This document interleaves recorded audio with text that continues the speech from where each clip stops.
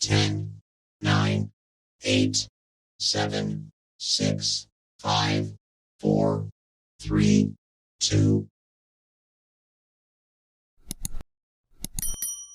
Assalamualaikum warahmatullahi wabarakatuh. Waalaikumsalam warahmatullahi wabarakatuh. Innalhamdalillah nahmaduhu wa rasulullah. Assalamualaikum. Asyhadu an la ilaha illallah wa asyhadu anna Muhammadar Rasulullah. Allahumma sholli ala sayyidina Muhammad wa ala ali sayyidina Muhammad. Puji syukur kehadirat Allah Subhanahu wa taala, mari kita panjatkan atas nikmatnya dan anugerah yang pagi hari ini insyaallah sudah kita terima dari Allah Subhanahu wa taala, khususan nikmat sehat, nikmat iman, dan juga nikmat kesempatan untuk terus berusaha istiqomah dalam kajian Sirah Nabawi ini.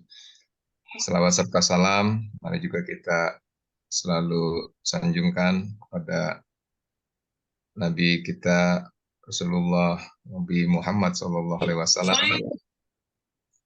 Allahumma sholli ala sayyidina Muhammad wa ala ali Muhammad, serta kepada keluarganya, para sahabat, ulama, tabi'in, dan juga semuanya insya Allah pengikutnya yang berharap di hari akhir nanti mendapatkan syafaat darinya. Insya Allah. Amin ya rabbal alamin.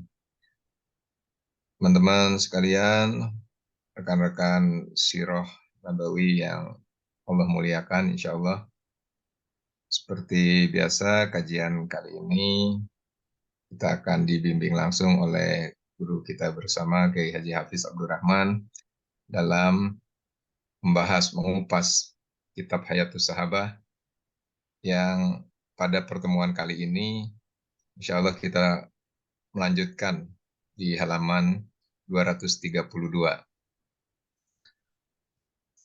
Dan untuk itu, mari sama-sama kita ambil kesempatan untuk guru kita membuka cara kajian ini, sekaligus kita berdoa bersama untuk keberkahan, ya rahmat Allah, dan juga ibroh terbaik yang insya Allah kita akan maksimalkan dalam pertemuan kita setiap pekan ini.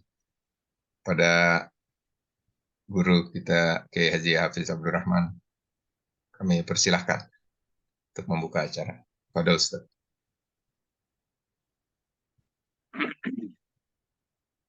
Assalamualaikum warahmatullahi wabarakatuh. Waalaikumsalam. Bismillahirrahmanirrahim. Alhamdulillah wassalatu ala Rasulillah wa ala alihi wa sahbihi wa mawalah, la haula wa la quwwata illa billah. Rabbi shrah li sadri wa yassir li amri wahlul 'uqdatam min lisani yafqahu qawli. Allahumma inna a'udzubika an adilla wa zalla au adlima au udlama au ajhala yajhal alayya. Bapak Ibu dan saudara sekalian yang dimuliakan oleh Allah, alhamdulillah pada pagi hari ini kita semuanya masih diberikan waktu dan kesempatan oleh Allah, ya. Kita masih diberikan umur oleh Allah Subhanahu wa taala.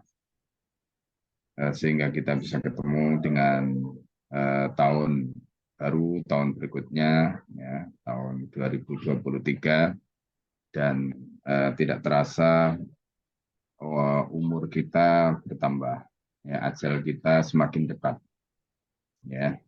Dengan bertambahnya waktu, bertambahnya umur, itu artinya ajal kita, tempo waktu hidup kita itu semakin lama semakin dekat, ya. Bukan semakin lama semakin jauh, tidak, semakin lama semakin hari waktu itu semakin berkurang.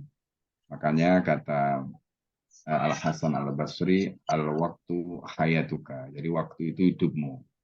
Jadi ketika kita kehilangan waktu, itu artinya kita sudah kehilangan sebagian hidup kita.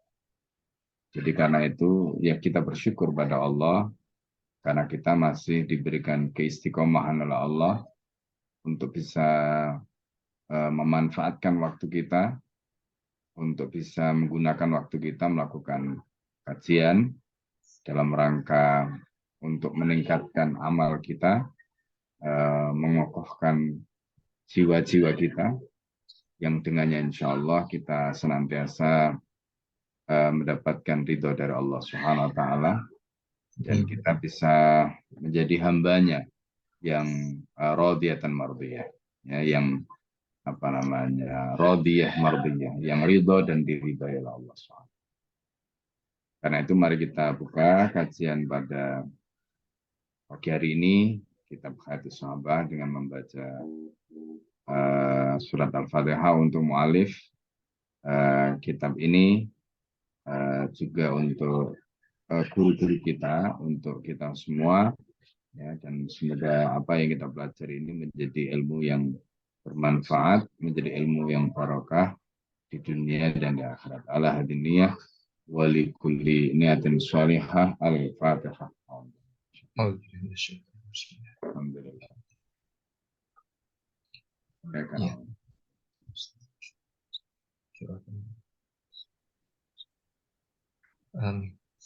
Ya, baik, silakan kita sekarang masuk di halaman 232 ya, ancaman orang yang tidak berjihad. Betul. Insya Allah Pak D sudah siap untuk membacaan. Enggak, Pak D. Bismillahirrahmanirrahim. Afan Ustaz, sebelum memulai untuk membaca, izin untuk bertanya dulu Ustaz. Ini udah 1 minggu saya tahan pertanyaan ini Ustaz. Di dalam kajian kemarin, pekan kemarin, kita membahas bagaimana 3 orang sahabat utama karena sesuatu yang oleh hal tidak ikut untuk berjihad, dan di situ diikop. Sebentar. Ya, silakan Pak De, lanjutkan. Lagi. Ya. Ketika pekan kemarin pembahasan bagaimana 3 orang sahabat utama, ya kan, karena sesuatu dan lain hal sehingga tidak bisa ikut berjihad. Nah, dari situ Allah perintahkan untuk Rasulullah memerintahkan untuk diikop selama 50 hari.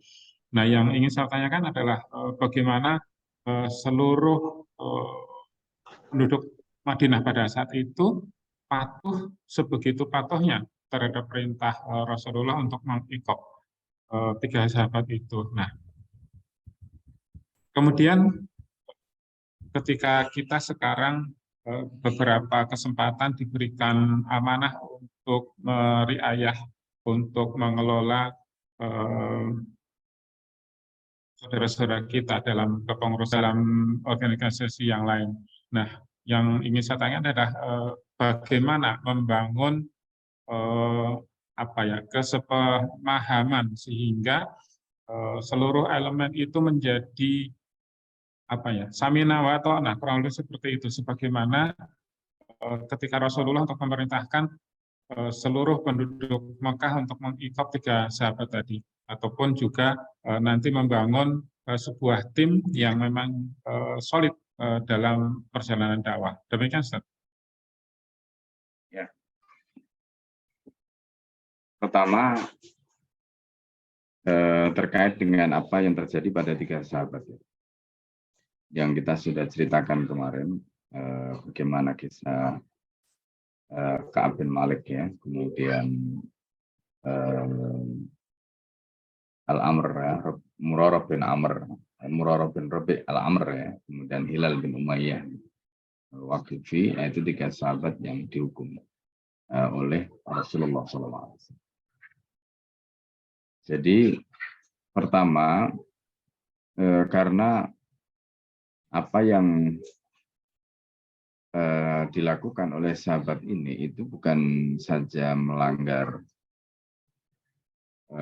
istilahnya itu perintah atau titah Nabi, tapi ini adalah bagian dari wahyu, ya, bagian dari wahyu terkait dengan perintah berjihad, di mana perintah berjihad itu hukumnya wajib, ya, apalagi kemudian kalau kita perhatikan peristiwanya ini kan terkait dengan kasus perang Tabuk, dan itu adalah sesuatu yang sangat sulit gitu.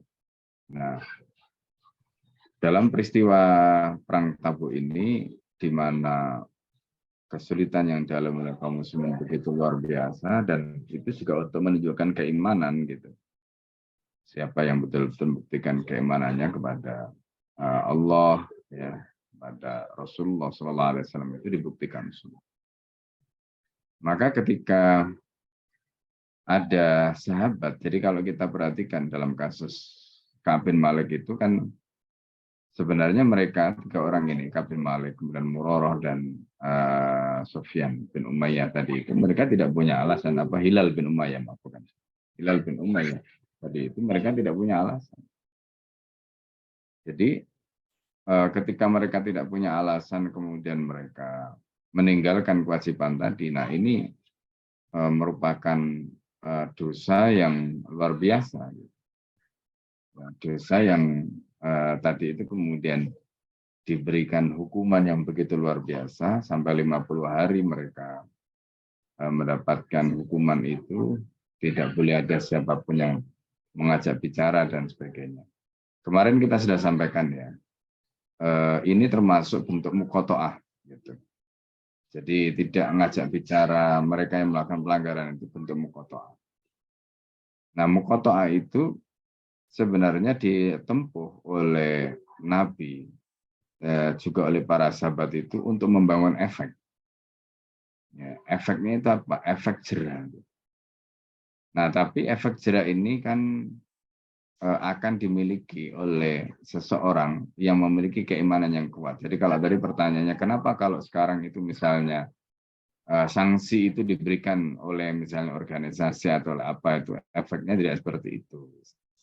Nah, itu pertama tentu kembali pada keyakinan ya. Jadi kalau mungkin Ka'ab bin Malik, kemudian Murarah ya, bin Al-Amr tadi itu, kemudian Hilal bin Umayyah itu misalnya,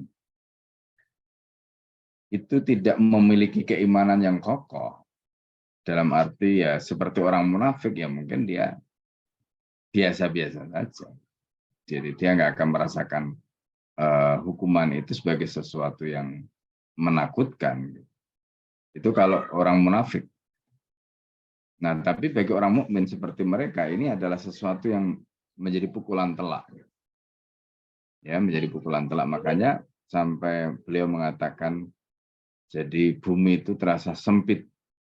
Ya kan, bumi itu terasa sempit karena ya kesana kemari mereka tidak menemukan orang yang bisa diajak bicara, ya bisa diajak, katakanlah yang selama ini dekat ya, seperti bagaimana kisah Ka'ab ya, dengan keponakannya pun itu jadi putus semua. Nah, ini perasaan-perasaan yang dimiliki oleh mereka ketika mereka menghadapi itu. Karena kalau tadi pertanyaannya kenapa kok bisa begitu luar biasa kuatnya itu. Pertama dari sisi pelaku ya, itu masih memiliki keimanan. Yang kedua, para sahabat yang mendapatkan instruksi dari Nabi terkait dengan bagaimana hukuman itu terjalankan, mereka paham bahwa apa yang dilakukan oleh Nabi, instruksi Nabi bahwa mereka tidak boleh diajak bicara dan sebagainya, itu paham mereka. Ya, konsekuensinya apa, termasuk dampaknya apa. Jadi misalnya ini tujuannya adalah justru untuk mendidik 3 orang ini supaya mereka tidak melakukan kesalahan yang sama di masa yang akan datang, padahal mereka tidak punya alasan. Hal yang sama itu juga terjadi pada para sahabat yang lain. Jangan sampai mereka melakukan hal yang sama, ya, melakukan hal yang sama terhadap istilahnya itu perbuatan yang dilakukan oleh Ka'ab ya, bin Malik ya, termasuk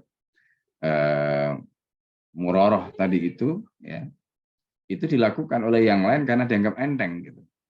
Nah, jadi ketika yang lain melihat itu sesuatu yang berat atau sesuatu yang luar biasa, mereka mikir-mikir juga kalau nanti melakukan begitu mereka akan mendapatkan sanksi seperti itu.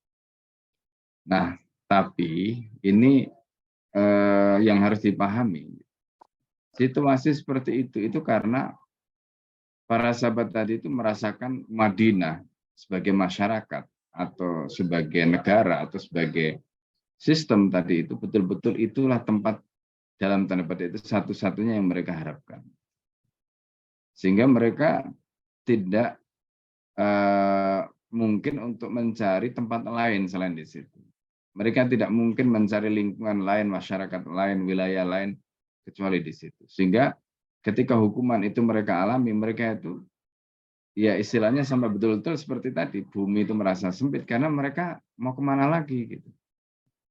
Ya kan? Karena tempat yang mereka rindukan di situ dan ternyata di situ mereka mengalami situasi begitu. Jadi mereka harus bersama. Nah, ini kesan yang dirasakan oleh pelaku, kemudian sahabat-sahabat yang mentaati Rasulullah SAW.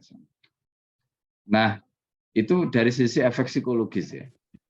Kemudian dari sisi efek, kalau kita bicara dalam konteks ketaatan kepada Allah dan Rasulnya tadi, memang tidak ada pilihan bagi mereka. Tidak ada pilihan bagi mereka kecuali mereka menjalankan apa yang diinstruksikan oleh Rasulullah, apa yang ditetapkanlah Allah. Nah, kemudian kalau tadi dibandingkan, kenapa kalau misalnya ini kasus tertentu ya, dalam apa kok susah gitu, diberi instruksi, diberi amanah, diberi apa namanya, katakanlah misalnya harus begini, harus begitu, kok nggak bisa apa namanya terikat penuh atau tidak bisa disiplin dan sebagainya. Nah, tentu ini kembali lagi ya kepada pertama ya masing-masing dari pelaku-pelaku tadi. Ya, di mana mereka keimanannya atau persepsinya terhadap instruksi tadi. Ya, jadi kalau para sahabat itu kan takut mereka itu menyalahi instruksi Nabi. Ya, karena di balik itu nanti ada ya kalau orang Jawa bilang itu kualat ya. Nah, itu ya kan itu kan sesuatu yang luar biasa karena dalam Al-Qur'an Allah mengatakan begitu. Falyakhdaril ladzina yukhalifuna an amrihi, maka berhati-hatilah orang yang menyalahi titah Nabi. Antusibahum fitnah. Mereka itu nanti akan ditimpa fitnah. Ya. Au yusibahum adzabun alim, atau kalau nggak begitu mereka akan ditimpa adab yang pedih. Ya kan siapa yang nggak takut? Ya kan? Nah, ya kalau di pesantren tuh biasanya kenapa santri itu begitu luar biasa taatnya pada kiai, karena takut tadi kualat sama kiai itu. Kualat sama guru itu. Ya. Nah, perasaan atau persepsi seperti ini itu untuk di komunitas-komunitas itu kurang kuat gitu. Karena ya maklum ya background-nya tadi kan bukan background pesantren, bukan background ya sebagaimana sahabat memposisikan Nabi lah gitu. Sehingga kalau ditanya kenapa kok nggak sekuat itu pengaruhnya, itu tadi ada faktor-faktor ya persepsi latar belakang ya. Nah, itu yang ikut berpengaruh. Nah, inilah yang juga diantaranya penting ya kita pahami. Nah, yang kita bangun dengan membangun apa dengan mengkaji sirah ini kan sebenarnya pelajaran-pelajaran berharga yang kita bisa petikkan nanti di situ. Itu diantaranya bagaimana adabnya para sahabat pada Nabi itu. Sehingga ketika Nabi itu memberikan instruksi, Nabi itu luar biasa. Nah, ketika kita itu tidak memiliki adab sebagaimana para sahabat, orang mau menginstruksikan sebagaimana Nabi kan pasti akan berbeda responnya. Nah, ini kan juga sesuatu yang harus kita pahami gitu, ya kan? Nah disinilah memang posisi leader di komunitas itu pasti akan berbeda. Ya, nah kemudian pertanyaan berikutnya tadi, bagaimana caranya supaya itu bisa menguat tadi itu? Nah sebenarnya ini nanti kembali kepada nasihat para ulama ya. Jadi supaya kita itu istilahnya itu memiliki haibah itu memiliki wibawa ya. Misalnya begini ya, ini nggak usah ke organisasi lah. Kalau ke organisasi kan itu ikatannya mungkin ikatan Ya, kalau tidak bisa dibilang mabda'i, ideologis ya mungkin maslahi ya. Ikatannya itu kan ikatan maslahi ya, kepentingan.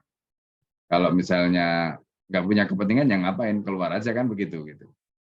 Nah, berbeda dengan ikatannya itu ikatan ideologis atau misalnya hubungan anak dengan orang tua, itu kan berbeda. Nah, kadang-kadang anak dengan orang tua saja, anak itu diperintah bapaknya atau ibunya itu kan kadang-kadang nggak denger gitu. Ya kan? Berarti itu kan sebenarnya ada sosok di dalam apa namanya diri orang tua dan ibunya tadi itu dalam tanda petik itu tidak disegani gitu, tidak dihormati oleh anaknya. Nah, pertanyaannya Pak, ini kan bapak yang sama, katakan orang lain misalnya ada yang anaknya itu bisa hormat dan sebagainya. Ini kok ada anak ke bapaknya kok nggak bisa hormat? Itu ada dua kemungkinan. Bisa orang tuanya yang memang tidak punya wibawa atau bisa anaknya yang kurang ajar. Kan bisa begitu. Ya kan? Nah, jadi kalau anaknya yang kurang ajar kan berarti harus diajari adab.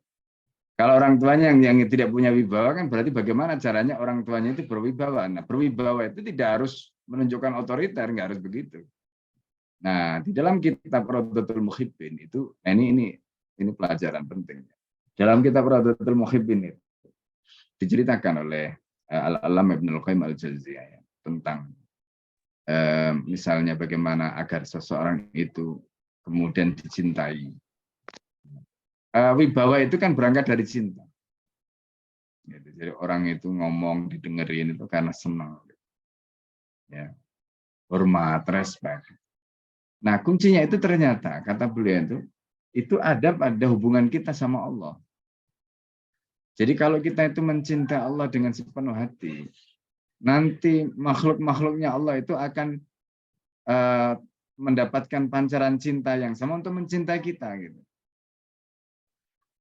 Nah, itu sebenarnya kuncinya nanti di situ, supaya orang itu misalnya punya haibah, punya wibawa, dan sebagainya. Nah, termasuk ini ada ijazah kemudian ya, nah, karena nanti kontennya di situ ada ijazah dari Abu Yasin Muhammad. Jadi kalau misalnya kamu pengen supaya dihormati orang gitu ya, atau anak-anakmu itu baca ya ada apa namanya asma Allah itu kan ya Ali itu yang ada di mana tinggi, ya Azim. Jadi supaya ya Ali, ya Azim, ya Ali, ya Azim. Jadi ya Ali itu artinya Allah dan yang maha tinggi, ya Azim yang maha agung. Ketika itu kita tanamkan di dalam diri kita, maka Allah akan apa namanya pancarkan kebesarannya itu sehingga orang kemudian memandang kita. Karena pada dasarnya kan begitu ya. Kita itu dihormati, kita ini itu karena Allah yang apa namanya memberikan rasa itu, bukan karena kehebatan kita. Gitu. Nah, ada kadang-kadang orang itu menciptakan wibawa tadi itu dengan otoriter, ya, dengan apa namanya tangan besi. Nah, itu yang tidak abadi, karena itu hanya kamuflase saja karena hukumnya atau peraturannya atau sistemnya. Yang betul-betul murni itu ya yang tadi itu, yang Allah berikan kepada kita. Nah, jadi ini dari beberapa dimensi atau beberapa aspek ya untuk menjawab tadi. Nah, jadi setidaknya ada dua sisi Pak De ya. Jadi pertama dari kita sendiri ya kalau kita bicara dalam konteks tadi, yang kedua itu ya dari sisi objek yang kita berikan instruksi tadi. Nah, tadi ya tentu ada pendekatan yang berbeda ini ya antara satu dengan yang lain. Nah, termasuk persepsi masing-masing terhadap aturan tadi. Ya. Jadi itu yang membedakan kenapa kok berbeda gitu ininya, pengaruhnya tadi. Ya, antara apa yang ada dalam peristiwa Ka'ab bin Malik dengan apa yang kita alami tadi itu berbeda. Kenapa? Ya itu tadi jawabannya. Ya. Gitu ya. Ya, syukran. Ya. Silakan. Ya. Ancaman orang yang tidak berjihad lantaran keluarga dan harta. Baihaqi meriwayatkan dari Abu Imran radhiyallahu anhu, tuturnya, kami sedang berada di Konstantinopel. Pasukan Mesir dipimpin oleh Uqbah bin Amir radhiyallahu anhu, sedangkan pasukan Syam dipimpin oleh Fadhalah bin Ubaid radhiyallahu anhu. Dari kota itu keluar pasukan besar Romawi. Kami pun menyusun barisan untuk menghadapi mereka. Tiba-tiba seorang prajurit muslimin menyerang pasukan Romawi dan menerobos ke tengah mereka sehingga terpisah dari kami. Orang meneriakinya dan berkata, Subhanallah, ia telah menjerumuskan dirinya sendiri ke dalam kebinasaan. Lalu berdirilah Abu Ayyub Al-Ansari radhiyallahu anhu, sahabat Rasulullah SAW, dan berteriak, saudara-saudara, kalian menafsirkan ayat dengan takwil seperti itu, padahal ayat ini diturunkan berkenaan dengan kami, kaum Ansor, setelah Allah meneguhkan agama ini dan makin banyak pendukungnya. Kami berbicara sesama kami tanpa diketahui Rasulullah SAW. Sesungguhnya kebun kita telah terlantar, sebaiknya kita mengurusnya lagi dan memperbaiki yang terbengkelai. Kemudian, jawab apa yang kami rencanakan itu, Allah berfirman, dan belanjakanlah harta bendamu di jalan Allah, dan janganlah kamu menjatuhkan dirimu sendiri ke dalam kebinasaan. Quran Surat Al-Baqarah 195. Jadi, yang dimaksud dengan kebinasaan adalah tetap tinggal untuk mengurus dan memperbaiki kebun dan harta kami, maka kami diperintahkan untuk berangkat perang. Abu Ayyub radhiyallahu anhu senantiasa berperang di jalan Allah sampai wafatnya. Ya, nah ini peristiwa menarik.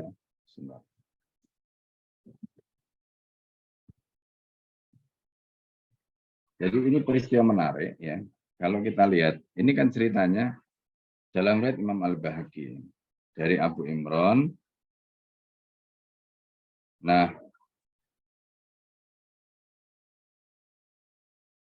jadi kalau kita mungkin bertanya ya, ini kan cerita tentang penaklukan Konstantinopel.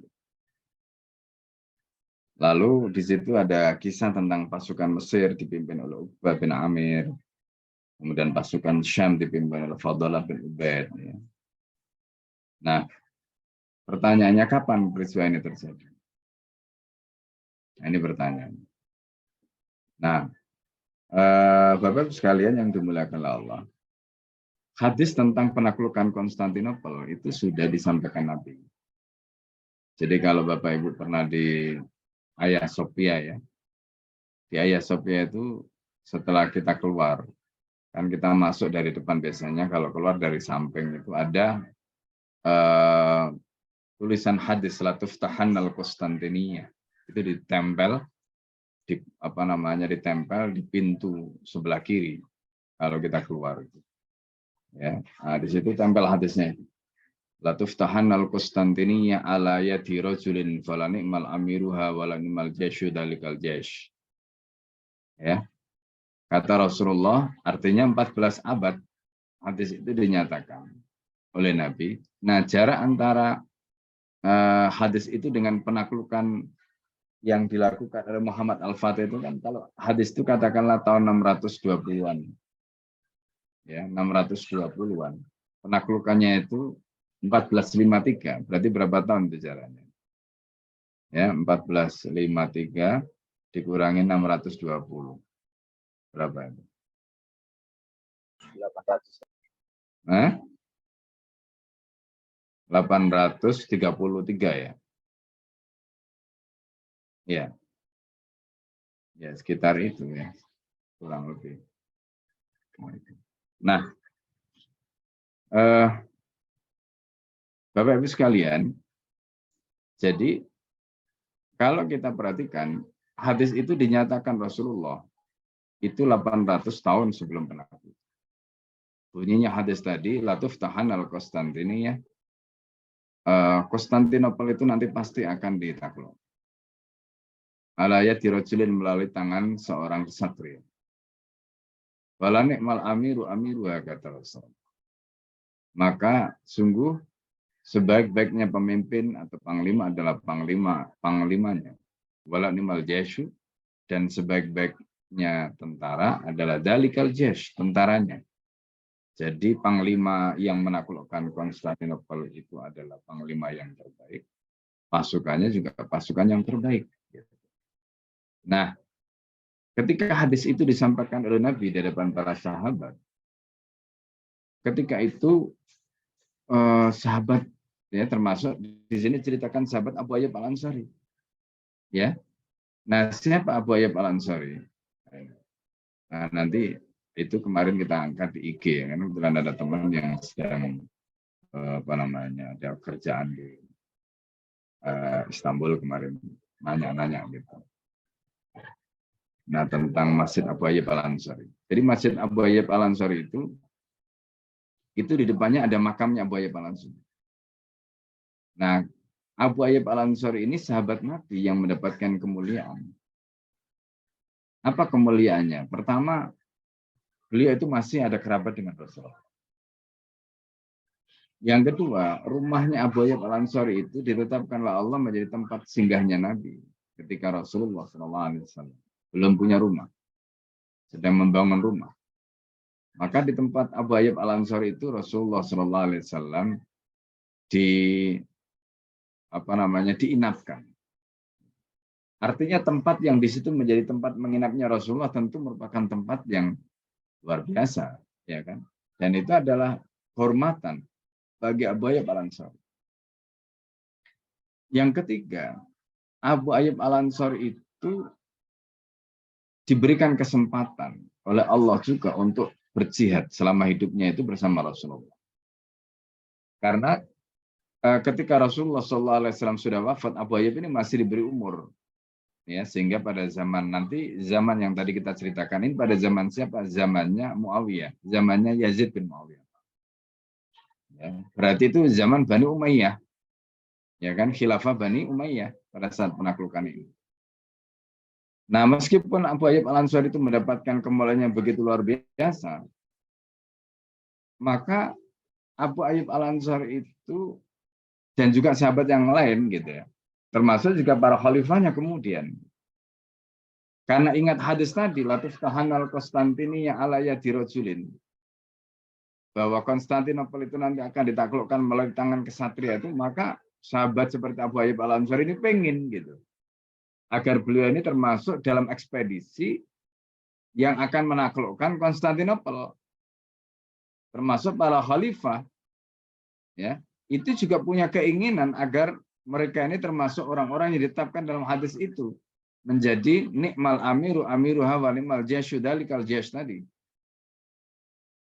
Nah, karena itu kalau kita baca di dalam sejarah, penaklukan Konstantinopel itu sudah dilakukan puluhan kali dan belum berhasil. Nah, termasuk di antaranya itu kemudian adalah Bani Umayyah ini, ya, yang di situ ada sahabat Abu Ayyub Al-Ansari itu, gitu loh. Nah, jadi kalau kita perhatikan, ini adalah peristiwa yang terjadi di zaman khilafah Bani Umayyah, ya, karena mereka ingin mewujudkan bisyarah Rasulullah SAW tadi, meskipun ketika itu belum berhasil, gitu ya. Nah, itu pelajaran yang bisa kita ambil. Makanya kemudian kalau kita lihat di sini ya, ketika kan ini di benteng Konstantinopel itu kan benteng yang luar biasa kokohnya gitu. Benteng yang luar biasa kokohnya. Bayangkan Muhammad Al-Fatih saja mengepung dengan 100.000 pasukan itu belum berhasil menjebol benteng itu. Sampai membutuhkan serangan 3 kali baru gol itu. Serangan pertama dengan pasukan yang 100.000 mengepung benteng ini enggak mempan. Nah, itu Muhammad Al-Fatih. Zaman Bani Umayyah itu enggak sebesar itu. Ya kan? Makanya di sini kemudian ketika ada seorang prajurit Muslim menyerang pasukan Romawi dan menerobos ke tengah-tengah mereka, maksudnya masuk ke benteng tadi itu, sehingga terpisah dari kami, orang meneriakinya dan berkata, Subhanallah, ya, orang itu menjerumuskan dirinya dalam kebinasaan. Nah, ini peristiwanya. Nah, sebenarnya ada ayat yang mereka pahami salah. Apa ayatnya itu? Wala tulku aidikum, ya, ila tahluka. Kamu jangan melemparkan tanganmu ila tahluka di dalam kebinasaan. Itu ayatnya. Ya. Nah, tapi ayat ini salah dipahami oleh mereka. Ketika orang-orang memahami ayat itu dengan cara seperti tadi, Abu Ayyub itu langsung berdiri. Ya, berarti apa? Abu Ayyub Al-Ansari ada di dalam ekspedisi itu. Ya kan? Berada di dalam ekspedisi itu. Lalu Abu Ayyub Al-Ansari mengatakan, saudara-saudara, kalian menafsirkan ayat dengan takwil seperti itu salah, itu keliru. Padahal kebalikannya itu. Ya, padahal ayat itu diturunkan kepada kami kaum Ansar setelah Allah meneguhkan agama ini dan makin banyak pendukungnya. Kami berbicara sesama kami tanpa diketahui Rasulullah, sesungguhnya kebun kita telah terlantar, katanya. Berarti apa? Berarti mereka karena sibuk berjihad, nggak ngurus propertinya, sibuk berjihad, nggak ngurus pekerjaannya, sibuk berjihad, nggak ngurus materinya, sibuk berjihad, nah gitu loh. Terus mereka, waduh ini banyak nih harta kita ini terlantar macam-macam lah gitu. Lalu sebaiknya kita mengurusnya lagi dan memperbaiki yang terbengkalai, kata mereka. Kemudian menjawab apa yang kami rencanakan, Allah berfirman, ya, wa anfiqu fi sabilillah wa la tulqu bi'aidikum ila tahluka. Jadi ayat tadi itu kan dipahami hanya separuh ya, wa la tulqu bi'aidikum ila tahluka.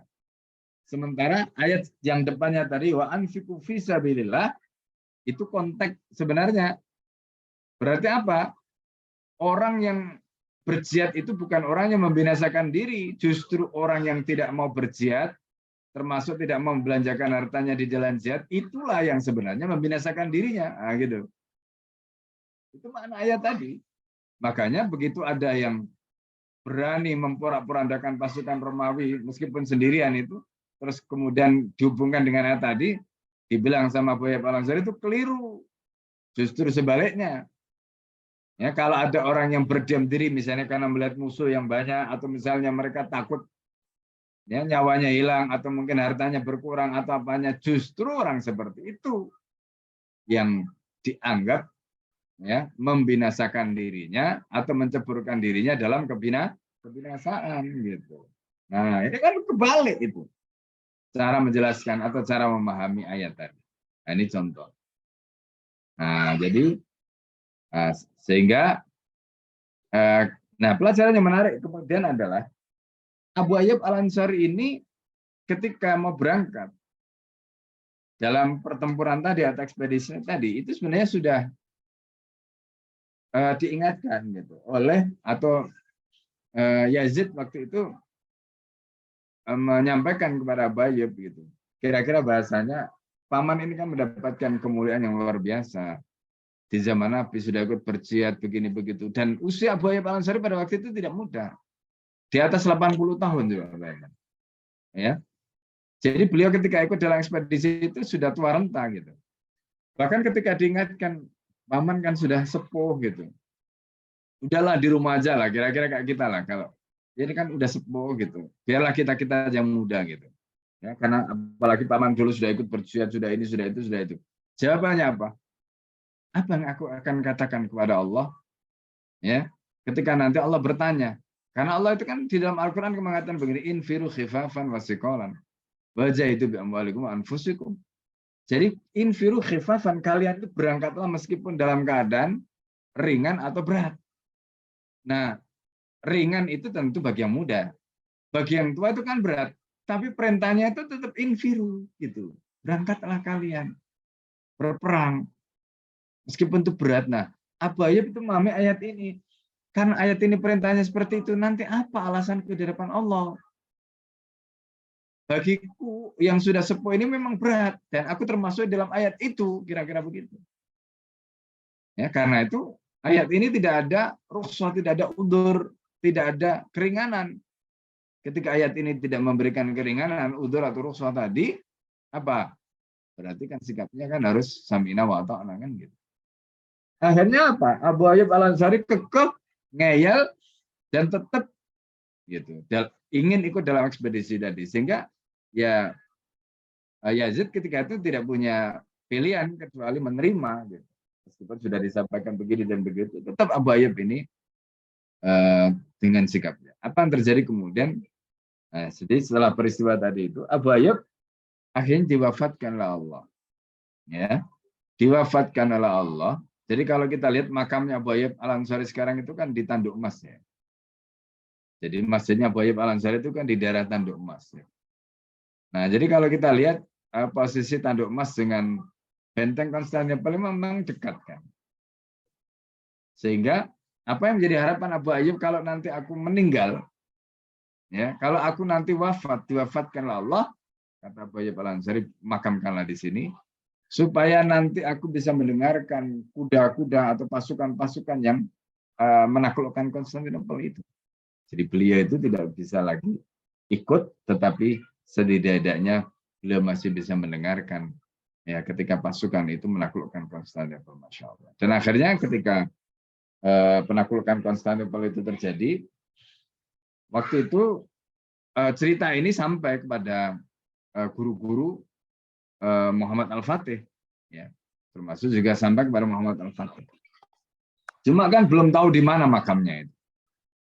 Di mana makamnya itu. Nah, setelah Konstantinopel itu berhasil ditaklukkan, gurunya Muhammad Al-Fatih itu sholat istikharah. Nah, dari situlah kemudian beliau mendapatkan isyarat.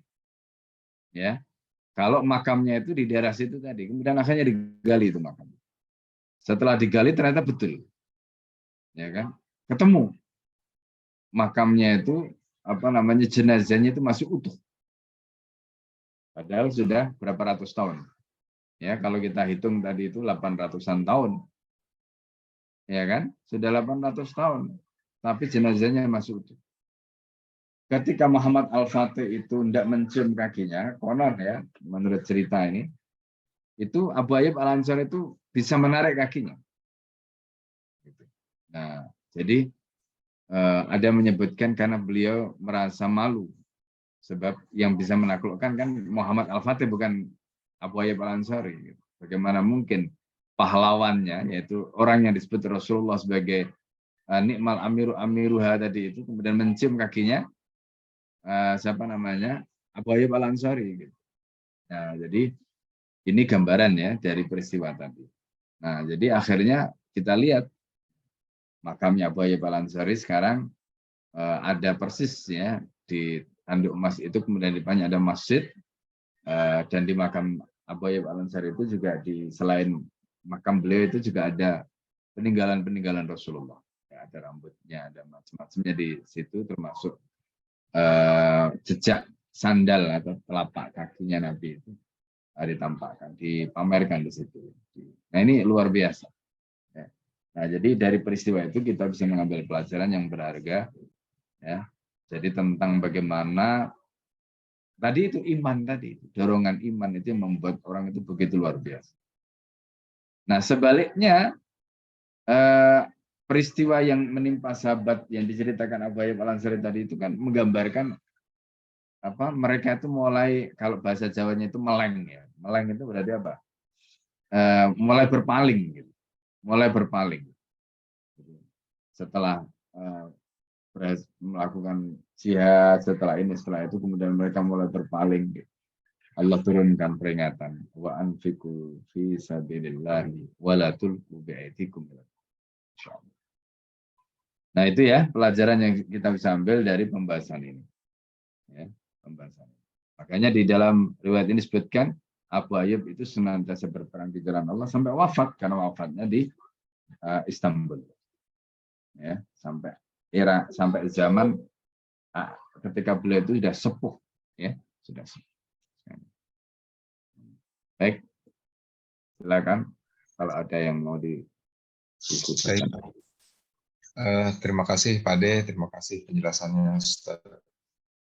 Baik, buat teman-teman yang lain yang terkait dengan materi, termasuk penjelasannya yang tadi, Masya Allah luar biasa. Ya, silahkan bagi yang ingin bertanya lebih lanjut ataupun juga menambahkan wawasan terkait dengan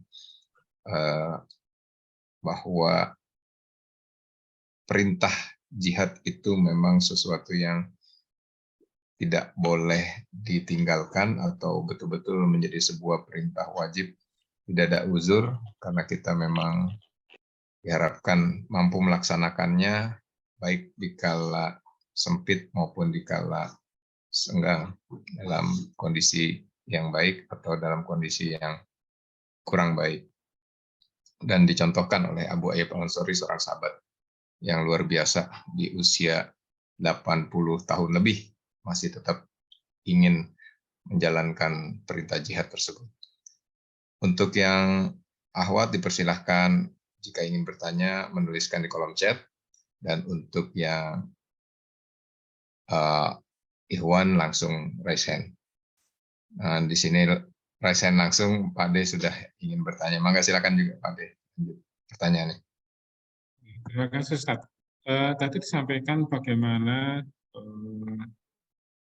Rasulullah itu menginap di rumah Abu Ayyub, dan itu adalah sebuah kemuliaan tersendiri. Nah, kita melihat sekarang fenomena di mana situs-situs ya, bagaimana tempat kelahiran Nabi, kemudian makam ibunda Rasulullah dan yang lain, yang mohon maaf sebatas Al-Fakir memahami itu adalah memang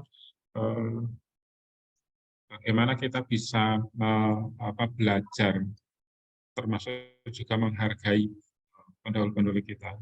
Tetapi fenomena yang sekarang itu banyak dihancurkan ataupun dihilangkan bekas-bekasnya. Nah, menurut Ustadz Hafiz, sebetulnya pandangan yang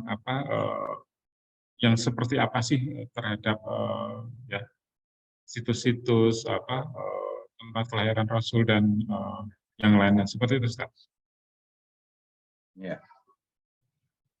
Ya, pertama kalau kita bicara dalam konteks kebijakan ya, jadi memang ini juga merupakan kesalahan ya. Kesalahan.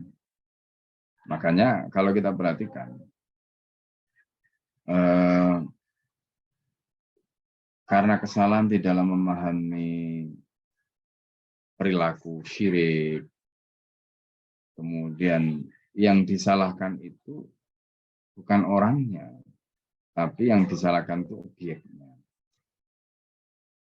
Nah, ini kesalahan berpikir sebenarnya. Nah, kalau bicara dalam konteks dakwah untuk melakukan purifikasi, pemurnian, tasfiyah, katakanlah terhadap bid'ah, khurafat dan sebagainya tadi. Harusnya yang dibersihkan, yang dipurifikasi itu pikirannya. Artinya menjadikan manusia sebagai objek yang kita harus bersihkan, bukan benda yang kemudian jadikan sebagai alat untuk melakukan bid'ah dan sebagainya. Kan sebenarnya benda itu kan sesuatu yang mati. Benda mati itu kan nggak bisa dipakai apa-apa. Contoh aja lah misalnya, seperti kalau kita di Jawa itu kan ada tradisi nyadran. Jadi tradisi nyadran itu kan terkait dengan kepercayaan pada roh, kemudian di situ ada pohon besar yang jadi tempatnya roh macam-macam tadi itu, maka orang kemudian bikin sesajen dan sebagainya di situ. Akhirnya orang berpikir, waduh kalau gini pohonnya ditebang aja gitu. Pohonnya ditebang itu kalau mindsetnya nggak diluruskan tetap aja. Gitu. Mereka bikin dengan cara yang lain kan, bikin patung, bikin ini, bikin itu. Kan sebenarnya di situ. Jadi persoalannya bukan ada pada benda matinya itu, tapi ada pada mindset.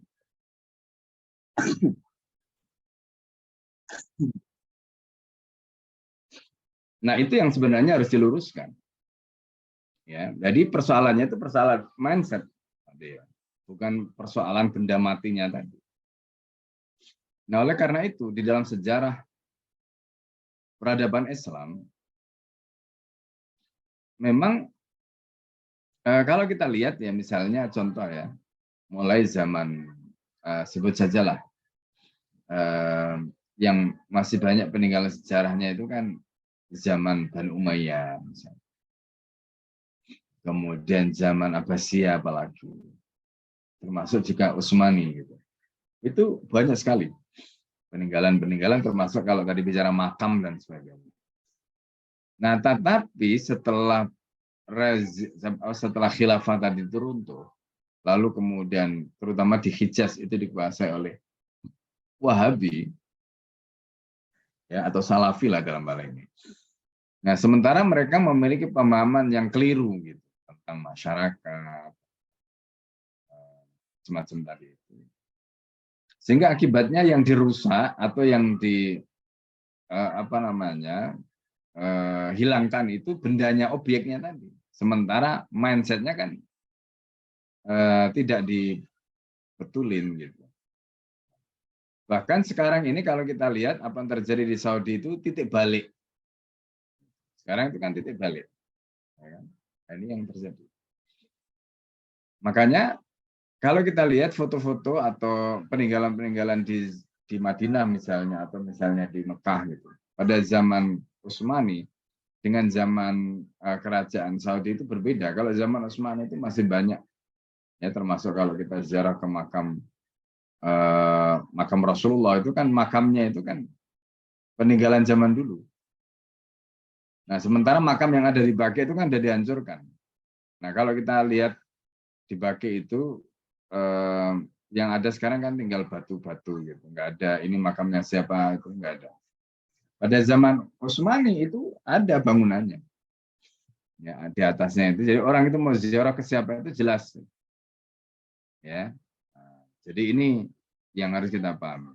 Itu kalau kita ke Mesir, di Mesir itu sampai sekarang masih dipertahankan. Ini makamnya siapa, makamnya masih ada namanya. Bahkan makam-makam ulama itu. Jadi kalau kita mau ke Mesir, kita mau ziarah ke makamnya ulama itu mudah. Gitu.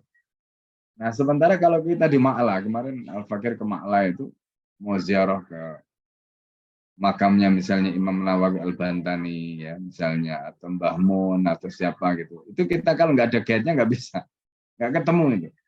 Karena nggak ada tulisannya. Ya, termasuk makam guru-guru kami itu. Nggak ada tulisannya. Ya, nah ini contoh ya. Nah, jadi itu sebenarnya persoalannya di mindset sebenarnya. Ya. Nah, cuma karena mindsetnya tadi itu nggak benar, akhirnya jadi yang dikorbankan atau yang diserang atau yang dihilangkan tadi itu fisiknya. Mungkin kemudian ada yang bertanya begini, loh, bukankah pada zaman Sayyidina Umar itu juga dilakukan? Misalnya contoh ya, Sayyidina Umar itu pernah menebang pohon yang dipakai oleh Nabi dan para sahabat pada saat Bai'at Ridwan. Bai'at Ridwan itu ada di daerah Hudaybiyah. Itu ada pohonnya. Nah, pohon yang diabadikan dalam Al-Qur'an ya, laqad radhiyallahu 'anil mu'minina id yubayyi'unaka tahta syajarah. Allah telah ridha kepada orang-orang mukmin ketika mereka membaiat kamu Muhammad di bawah pohon. Jadi pohonnya tadi itu pada zaman Sayyidina Umar itu tebang. Ya, pohonnya itu tebang. Nah, tapi setelah itu kemudian didirikan masjid gitu. Didirikan masjid untuk mengabadikan tempat itu. Nah, dulu ketika pohon itu masih ada, Abdullah bin Umar. Abdullah bin Umar ini putranya Umar. Nah, Abdullah bin Umar itu Masya Allah ya.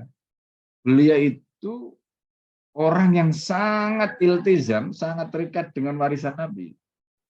Termasuk misalnya ketika di pohon tadi itu masih ada dan di mana Rasulullah duduk, di mana Rasulullah berada di pohon itu, beliau itu ingat betul.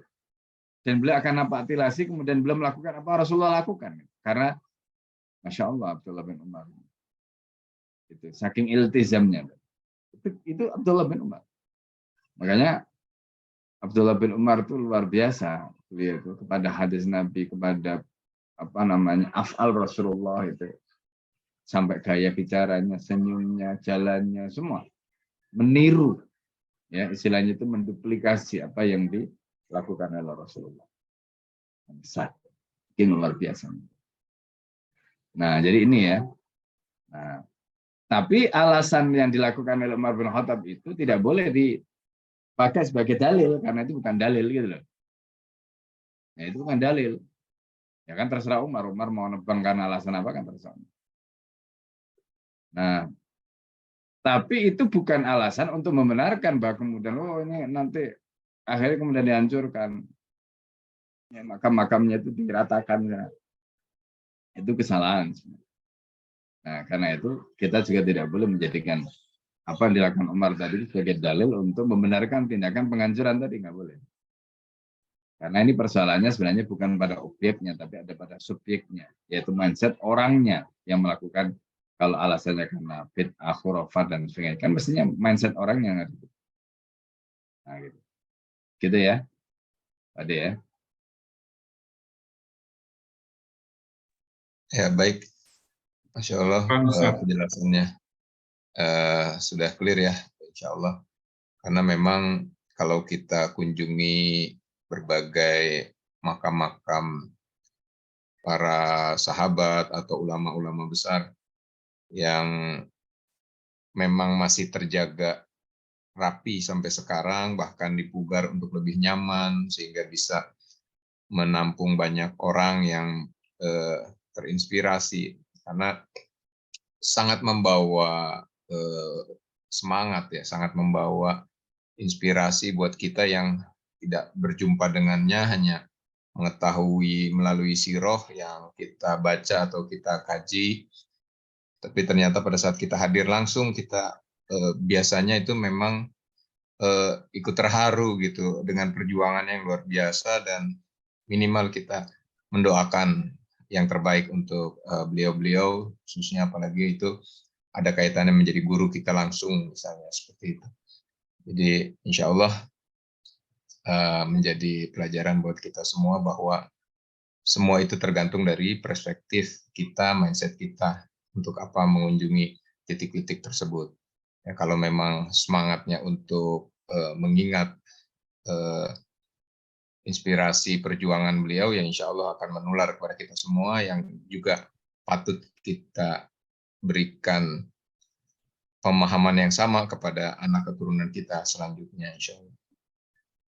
Di kolom chat ini ada pertanyaan ya, contoh dakwah ke non-muslim dari akun nama Farida. Nah, ini mungkin bisa lebih dijelaskan maksudnya, tapi insya Allah kalau memang Pak Ustadz sudah bisa memahami, mungkin terkait dengan bagaimana jihad itu diwajibkan, atau hal yang lain ini untuk contoh dakwah ke non-muslim ini, mungkin bisa ditambah jelaskan. Tanya aja dulu yang bertanya. Saya nanti menjawab, kita salah maksud. Ya. Bertanya maksudnya apa? Nah, nanti baru. Boleh open mic, tapi tidak perlu open kamera. Silakan, Ibu Farida, supaya lebih jelas apa maksud pertanyaannya.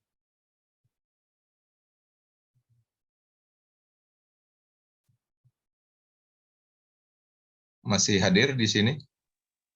Iya Pak, ya. Ya, mangga, silakan Ibu. Kan begini, kita kan memang ya bersyukur kalau sudah banyak yang hidayah gitu, orang yang mu'alaf. Tapi kita kan juga bertanggung jawab terhadap untuk mendakwahkan gitu ya Pak ya. Jadi kan istilahnya ini kita kan masih dalam dunia silmi gitu ya. Memang tidak ada kafir zimmi, tidak berlaku itu. Cuman kedamaian itu masih ada. Baik.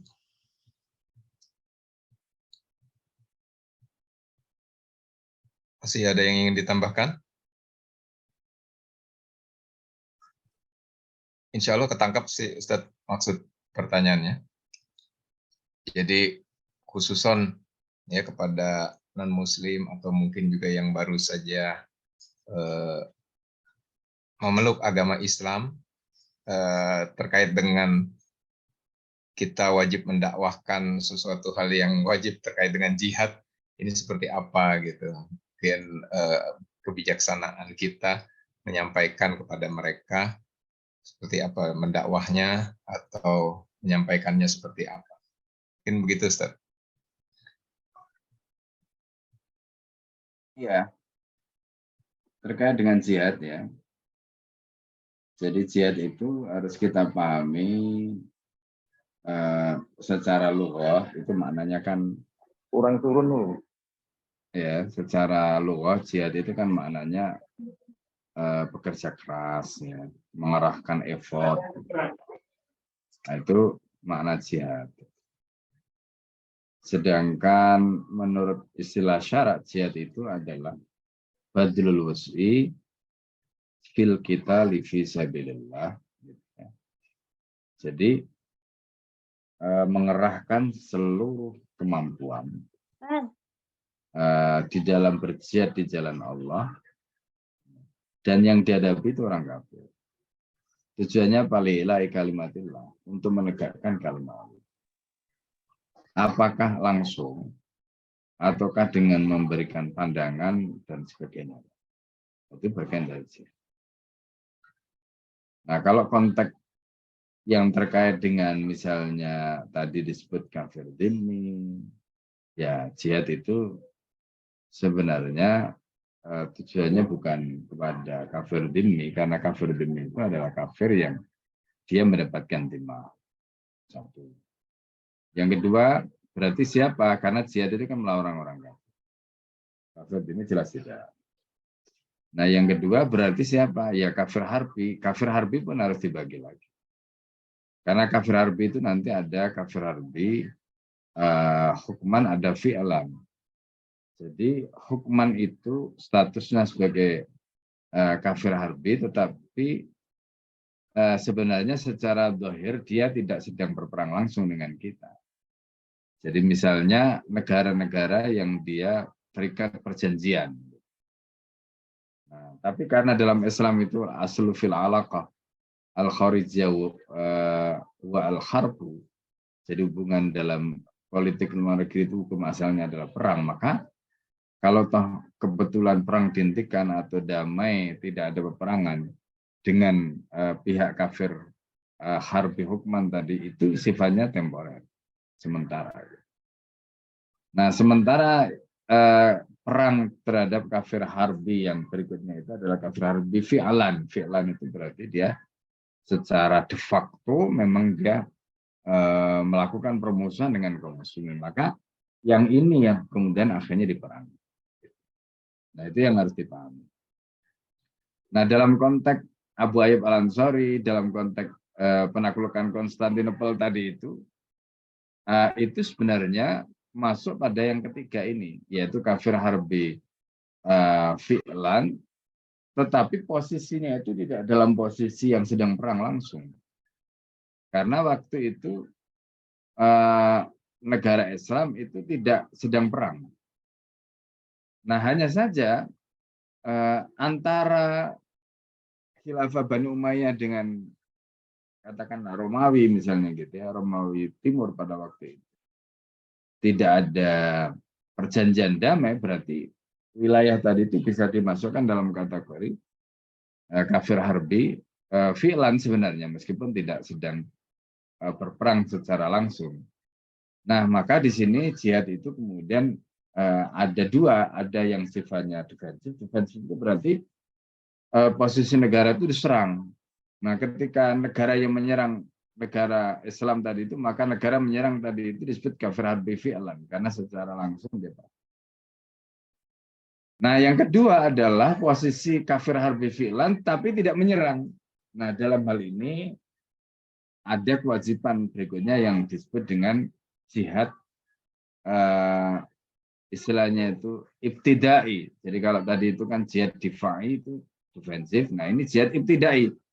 Nah, jihad defensif itu yang difai tadi itu hukumnya fardu ain, karena statusnya kita itu mempertahankan diri, mempertahankan agama kita, mempertahankan wilayah, mempertahankan harta dan sebagainya. Itu namanya jihad difai. Nah, berikutnya itu adalah jihad ibtidai. Jadi perang yang sifatnya ibtidai berarti apa? Dia memulai. Gitu. Nah, ketika jihadnya itu posisinya memulai, itu hukumnya fardu kifayah. Nah, karena ini hukumnya fardu kifayah, jadi seperti yang dilakukan oleh Abu Dar dan ekspedisi tadi itu, ya, yang dipimpin oleh Yazid bin Muawiyah tadi itu sebenarnya masuk di sini, masuk pada konteks jihad ibtidai tadi. Dan itu hukumnya fardu kifayah. Negara harus melakukan itu. Makanya dalam kasus ini Harun ar-Rasyid itu ketika menjadi khalifah itu punya agenda. Jadi tahun ini itu jihad, tahun ini itu haji, tahun berikutnya jihad, tahun berikutnya lagi haji, terus begitu, selang-seling gitu. Nah, itu Harun ar-Rasyid. Ya. Nah, jadi ini contoh ya. Jadi kesimpulannya seperti itu, bahwa konteks yang terkait dengan jihad tadi itu harus kita tempatkan ya dengan tepat gitu ya. Jadi tadi kita sudah jelaskan bahwa makna jihad itu adalah perang melawan orang kafir, tapi kafir yang seperti apa? Tadi kita termasuk ada yang defensif, ada yang ofensif, dan bagaimana hukumnya masing-masing. Ya. Nah, posisi kafir dhimmi itu lagi-lagi itu adalah mereka yang sudah menjadi bagian dari warga negara, ya, yang karenanya maka mereka akan diperangi, justru mendapatkan perlindungan. Ya, ini yang harus kita pahami. Itu jawabannya. Baik, Ibu Farida, bagaimana tanggapannya? Apakah memang sudah jelas atau ada yang perlu dipertanyakan lagi? Boleh, silakan menanggapi.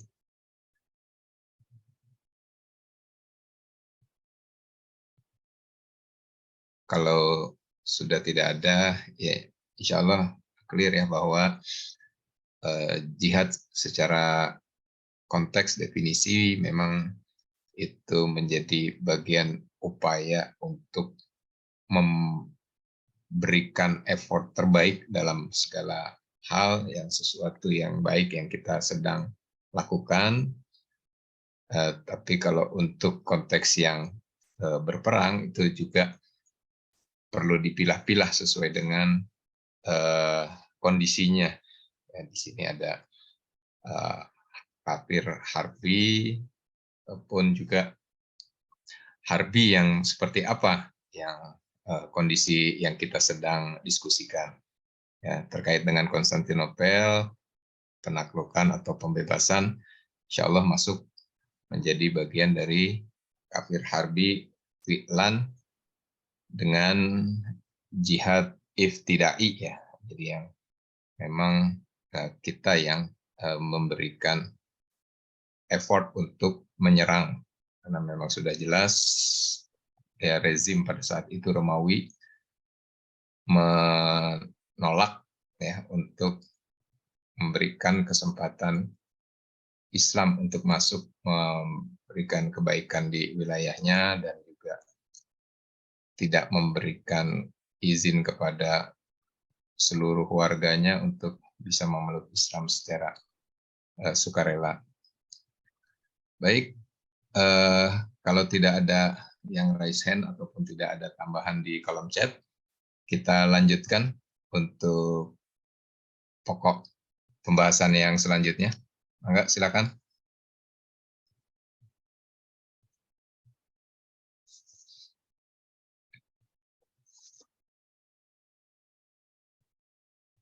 Pak De, siap melanjutkan atau yang lain?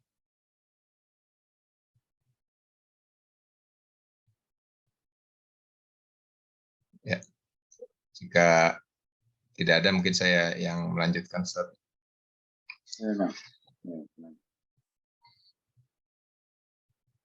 Sini ada bab kegemaran sahabat menanggung debu di jalan Allah. Ibnu Hibban dalam sahihnya yang meriwayatkan dari Abu Musabbih Al-Mughra'i, ia menceritakan, ketika kami sedang berjalan di wilayah Romawi bersama seregu pasukan yang dipimpin Malik bin Abdullah Al-Qatsami, tiba-tiba Malik berpapasan dengan Jabir bin Abdullah radhiyallahu anhu yang sedang menuntun bagal miliknya. Malik berkata, "Wahai Abu Abdullah, naikilah tungganganmu, karena Allah telah mengaruniamu binatang itu." Jabir menyahut, "Aku sedang mengistirahatkan tungganganku ini, dan aku tidak ingin bergantung kepada kaumku. Sungguhnya aku pernah mendengar Rasulullah bersabda, Mine barot qadama hu fi sabilillahi harramahullahu alan nar." Barang siapa kedua kakinya berdebu di jalan Allah, maka Allah mengharamkannya dari api neraka. Kata-kata Abu Abdullah itu menarik hati Malik sehingga ia ikut berjalan. Sampai pada jarak di mana Abu Abdullah bisa mendengar suaranya. Malik berteriak kencang, "Wahai Abu Abdillah, naikilah tungganganmu, karena Allah telah mengaruniamu binatang itu." Jabir paham apa maksud Malik, maka ia balas berteriak, "Aku sedang mengistirahatkan tungganganku ini, dan aku tidak ingin bergantung kepada kaumku. Sungguhnya aku pernah mendengar Rasulullah bersabda, barang siapa kedua kakinya berdebu di jalan Allah, maka Allah mengharamkan dari api neraka." Maka orang berlompatan turun dari punggung kendaraan masing-masing untuk berjalan kaki. Tidak pernah aku melihat suatu hari yang lebih banyak orang berjalan kaki daripada itu. Ya, Ustaz. Baik ya. Ini adalah poin berikutnya ya, terkait dengan bagaimana sahabat itu memahami hadis Rasulullah. Ya.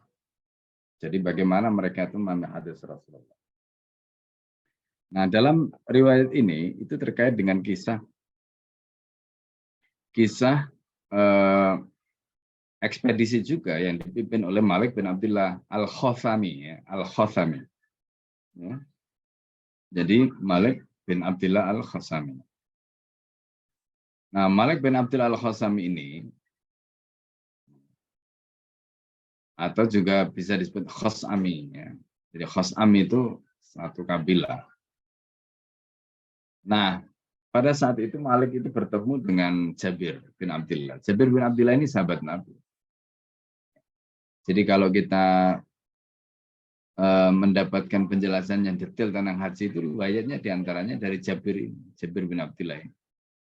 Ya, karena beliau waktu itu masih muda dan bertemu dengan Rasulullah SAW atau bersama Rasulullah SAW pada saat Jiwada. Nah, pada waktu Malik ya, bin Abdullah Al-Khas'ami ini ketemu dengan Jabir bin Abdullah, kan kaget gitu.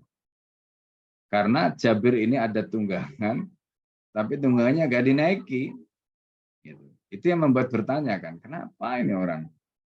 Ya, kalau orang lain itu pada menaiki tunggangan supaya nggak capek berjalan, kok ini malah tunggangannya dituntun gitu loh.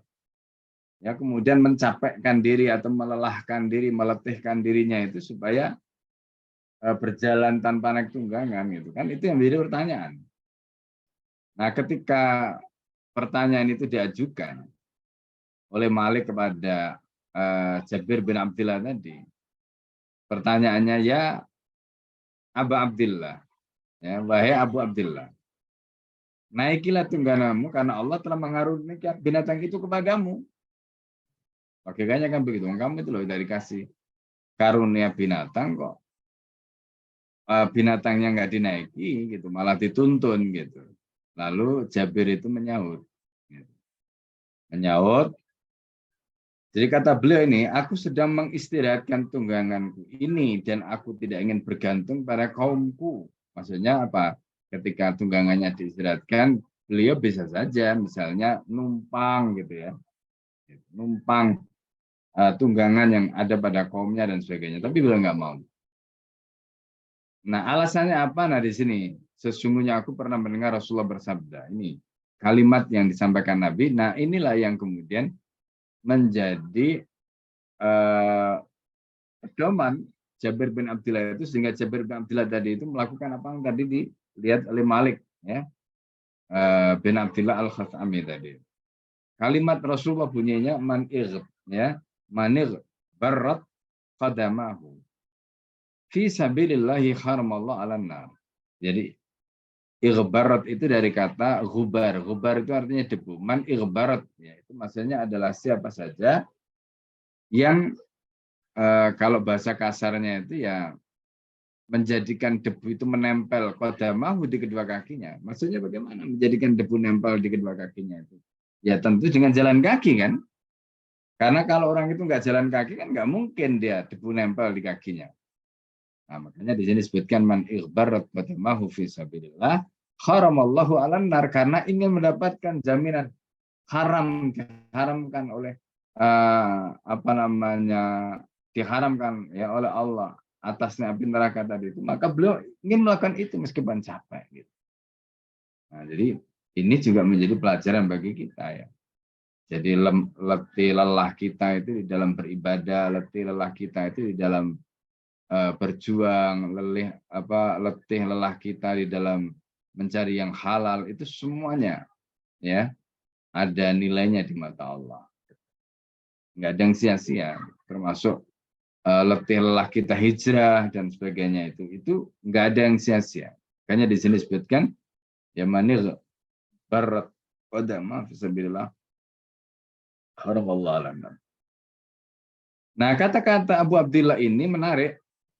Ya, jadi kata-kata Abu Abdillah ini menarik di hatinya Malik bin Abdillah Al-Khas'ami tadi. Akhirnya apa? Malik bin Abdillah Al-Khas'ami ini pun ikut berjalan akhirnya, jalan kaki.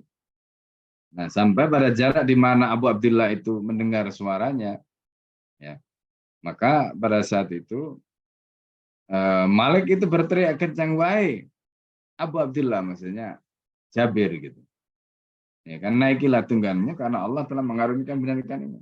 Nah, Jabir itu paham maksudnya Malik tadi. Kemudian apa yang beliau sampaikan seperti yang disampaikan sebelumnya. Nah, jadi beliau itu ingin supaya justru dengan berjalan kaki tadi debu itu mengenai kakinya. Dan debu yang mengenai kakinya tadi itu menjadi hujah, menjadi saksi nanti. Jadi makanya Bapak Ibu sekalian ya, kita itu penting untuk istiqomah, ya, menjaga amal soleh, ya, menjaga amal soleh. Nah, termasuk barang-barang, ya, hal-hal yang kita pakai, yang itu semuanya nanti akan menjadi saksi kita, gitu. Ya, makanya di dalam Al-Quran itu kan Allah menyebutkan, kalau kita pikir ya kayak tadi itu, logikanya kan apa gitu yang bisa dilakukan oleh debu gitu, ketika debu itu nempel di kaki kita gitu. Padahal debu yang nempel di kaki kita, nah ini kan debu ya, tapi ingat bukan sembarang debu, debu yang nempel untuk orang yang berjihad. Jadi misalnya beda lagi dengan orang yang mendaki gunung gitu ya. Kayak biasanya kan momen-momen tahun baru itu kan banyak pendaki gunung gitu, pengen itu kan kakinya berdebu misalnya. Ya tentu lain lah. Ya, meskipun sama-sama debunya nempel gitu. Atau misalnya orang yang ya mungkin cari hiburan tahun baru misalnya kemana. Makanya niat itu penting. Ya, niat itu penting.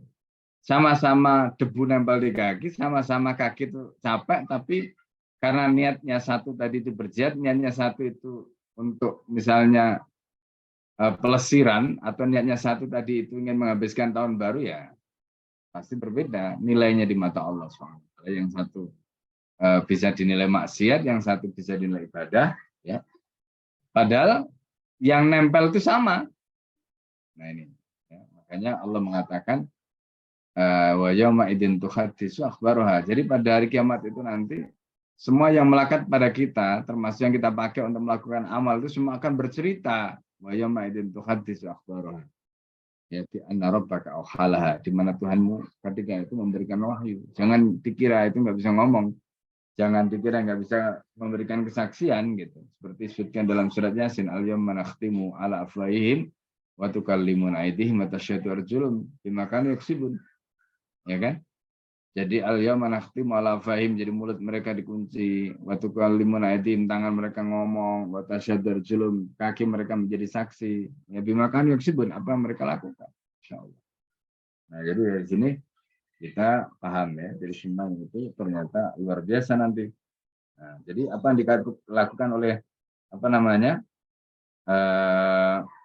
Malik ini ya, bin Abdillah Al-Khas'ami tadi itu menjadi pelajaran kemudian ketika dia mendapatkan pelajaran berharga dari Jabir bin Abdillah, di mana Jabir bin Abdillah memahami betul hadis Rasulullah, man ighbarat qadamahu fi sabilillah haramallahu alan nar. Jadi Allah haramkan neraka atasnya karena dia lelah ya, lelah kakinya, lelah fisiknya ya, digunakan untuk berjihad tadi.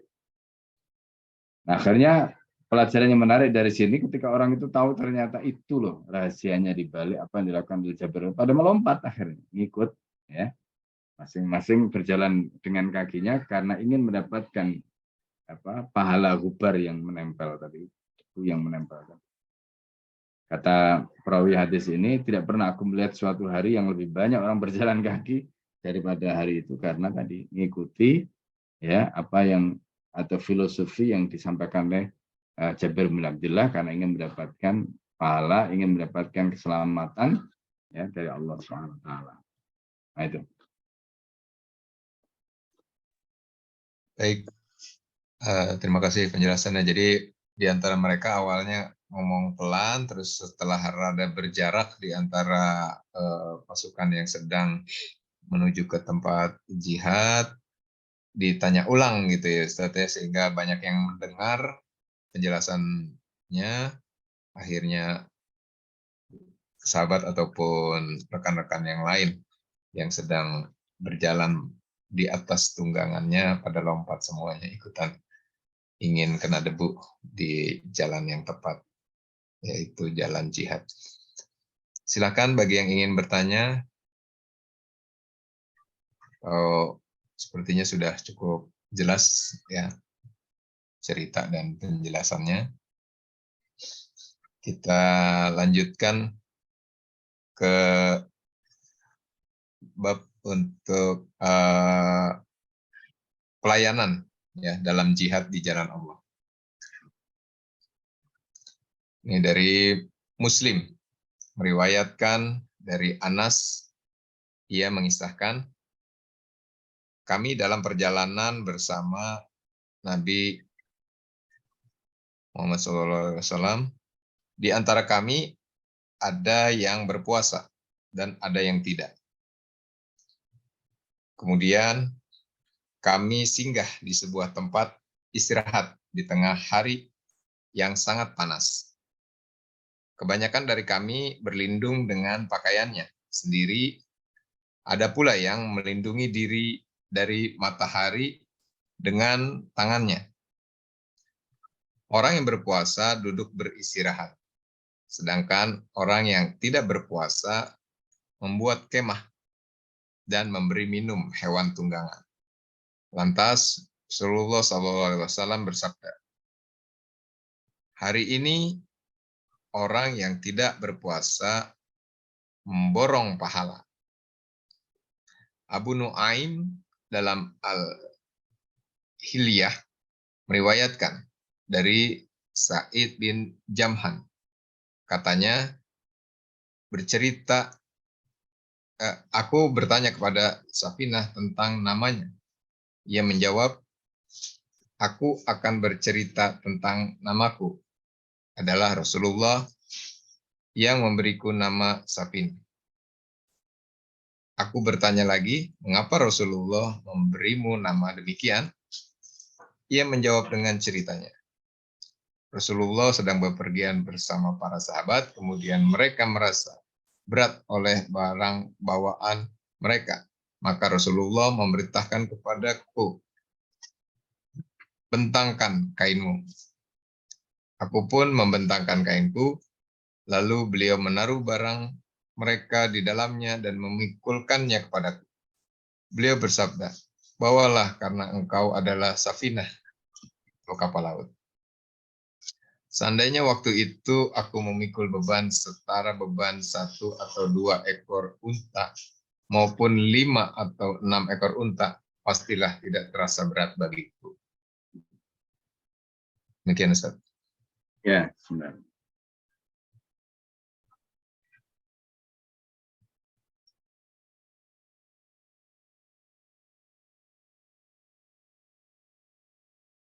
Baik ya.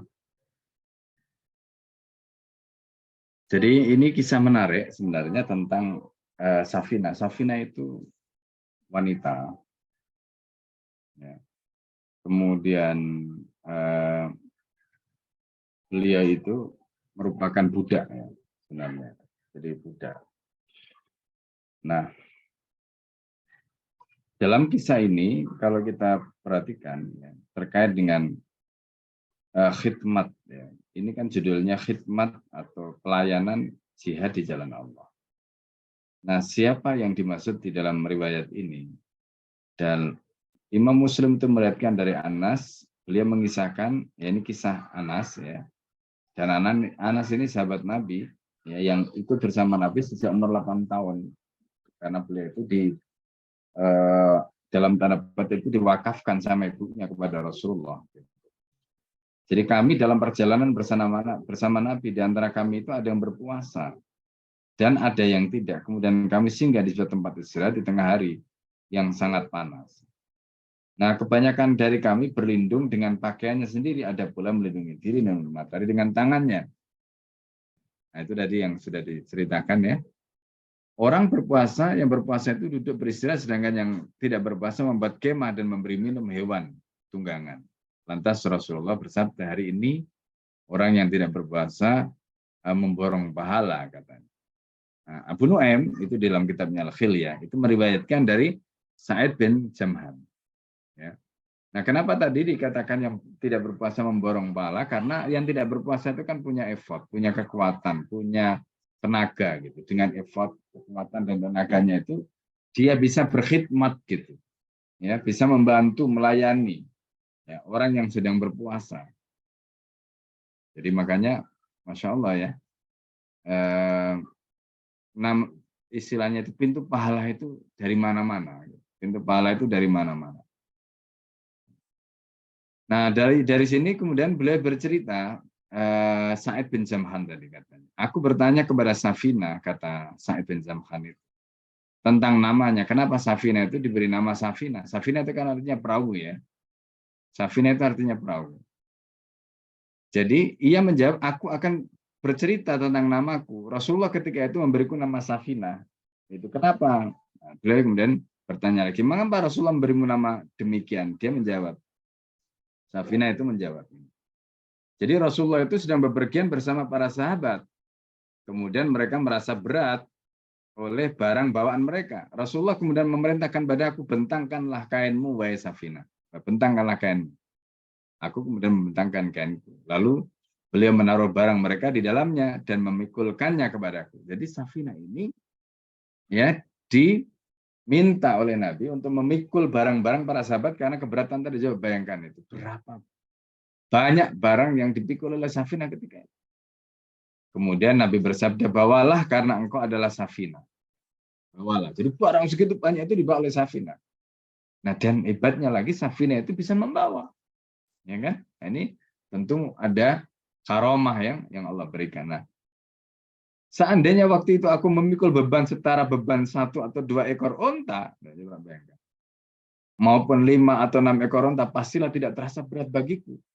Jadi pertanyaannya, hebat benar Safina bisa memikul sampai 5 beban, 5 unta gitu ya. 5 unta itu kan kebayang berapa kilo atau mungkin berapa kintal atau mungkin berapa ton gitu.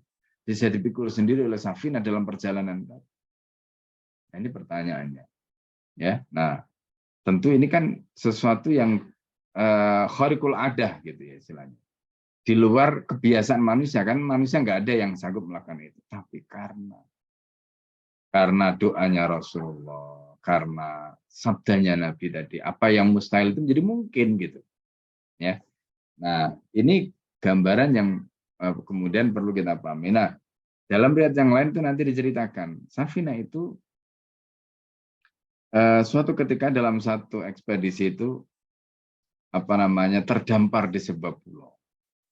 Ya, terdampar di sebuah pulau. Lalu kemudian Safina itu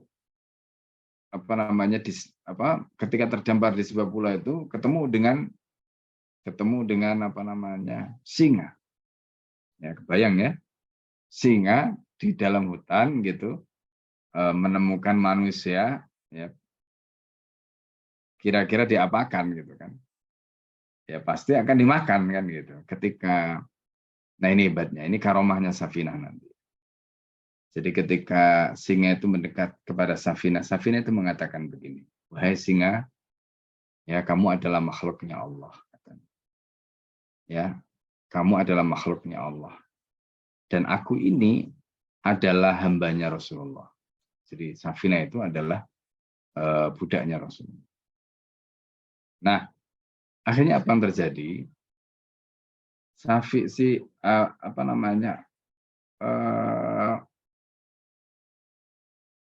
Singa tadi itu yang semula itu ya seperti biasalah singa, bagaimana ketemu manusia mau diterkam, mau dimakan, itu akhirnya nggak jadi.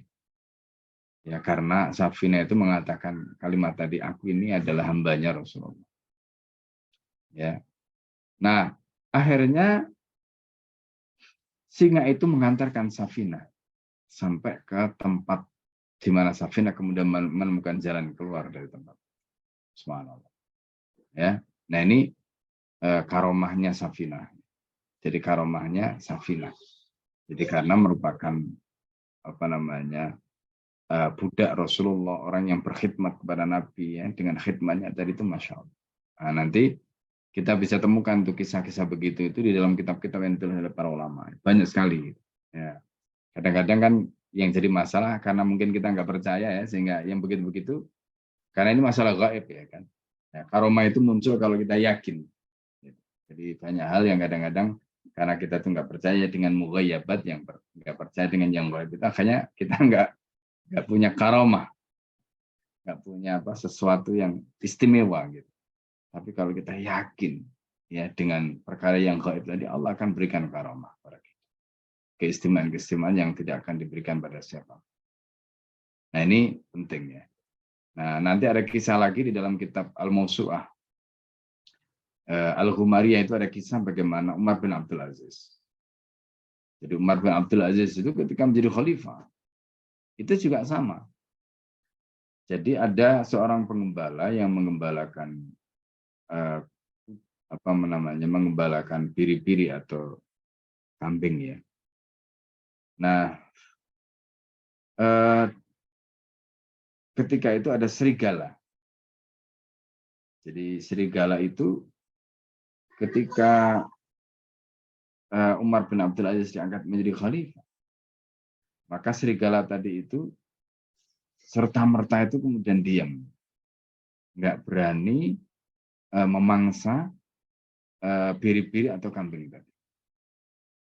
Jadi penggembala kambing tadi itu akhirnya mengatakan, ini pasti ada hamba Allah yang soleh, yang saat ini ya memimpin atau diangkat menjadi pemimpin karena kesolehannya, karena keadilannya, sampai serigala pun dia tidak sanggup ya untuk melakukan atau untuk melakukan kezaliman atau membunuh ya apa yang tidak menjadi haknya. Masya Allah, ini luar biasa. Nah, jadi itu ceritakan di dalam kitab Al-Mawsu'ah Al-Ghumariyah ya, karyanya Al-Allama Al-Hafidh Al-Ghumari.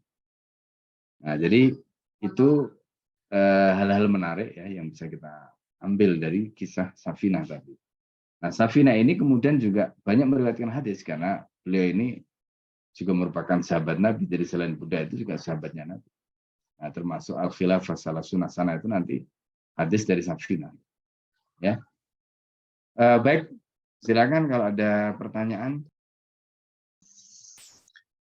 Baik teman-teman, mungkin kalau dikaitkan dengan kondisi saat ini berarti ya insya Allah semua pengemban dakwah dan tim perangkatnya yang berada mensupport seluruh kegiatan dakwah atau mungkin dalam sebuah pusat pendidikan yang mana itu menyebarkan agama Allah dan juga memberikan inspirasi kepada umat, ya insya Allah mendapatkan pahala-pahala terbaik ya, walaupun yang bersangkutan berada di balik layar gitu ya Ustadz, kira-kira.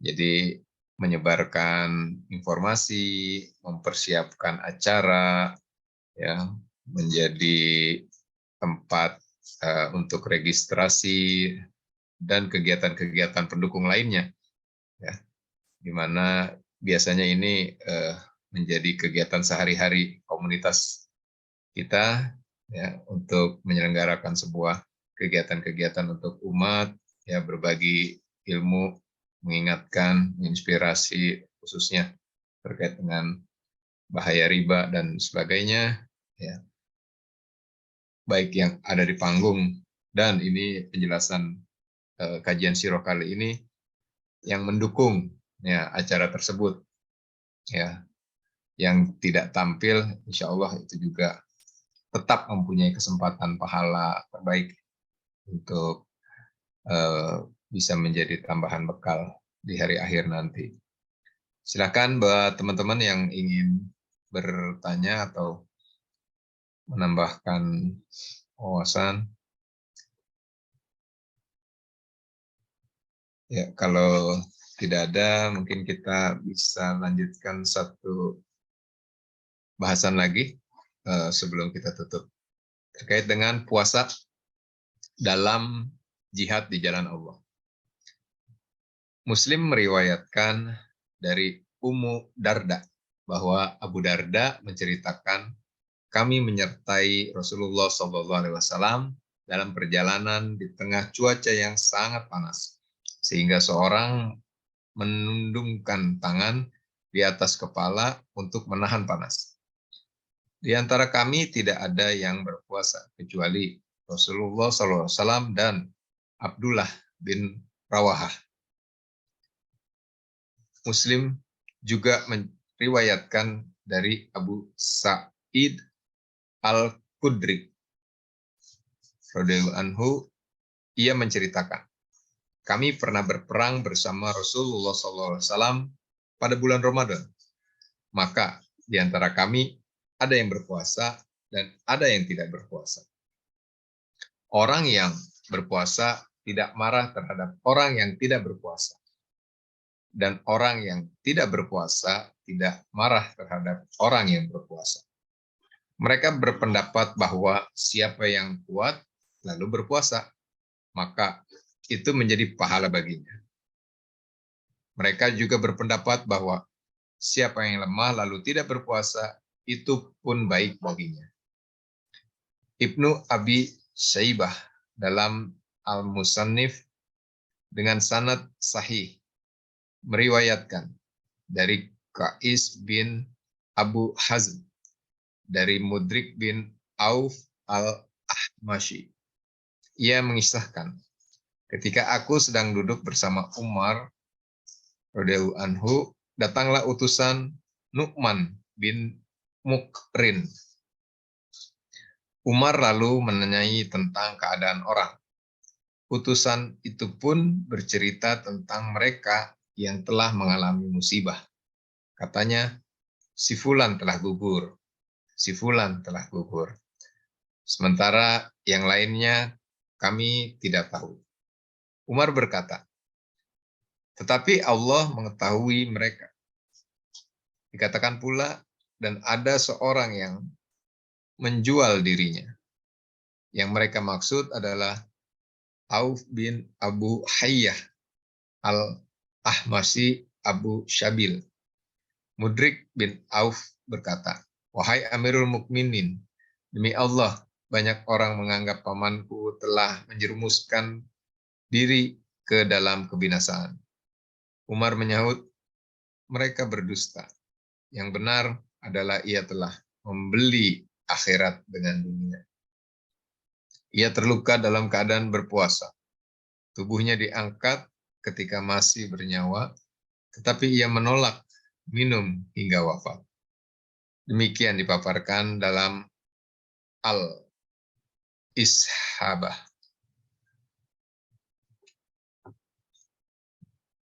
Ya, seperti itu Ustaz. Ya, baik ya. Nah, ini kisah yang terkait dengan riwayat ya. Pertama di sini ada Ummu Darda ya.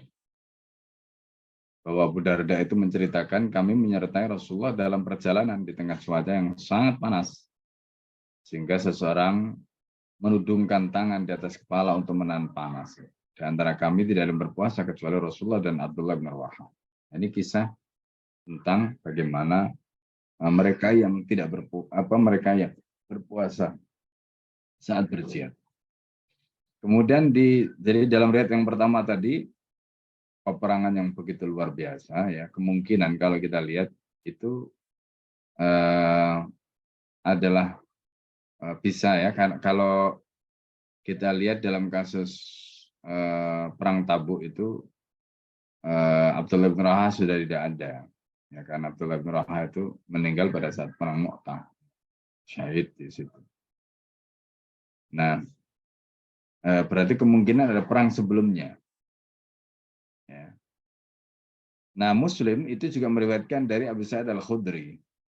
Beliau menceritakan, kami pernah berperang bersama Rasulullah pada bulan Ramadan. Maka di antara kami ada yang berpuasa dan ada yang tidak berpuasa. Orang berpuasa tidak marah terhadap orang yang tidak berpuasa. Dan orang yang tidak berpuasa tidak marah terhadap orang berpuasa. Jadi artinya sebaliknya.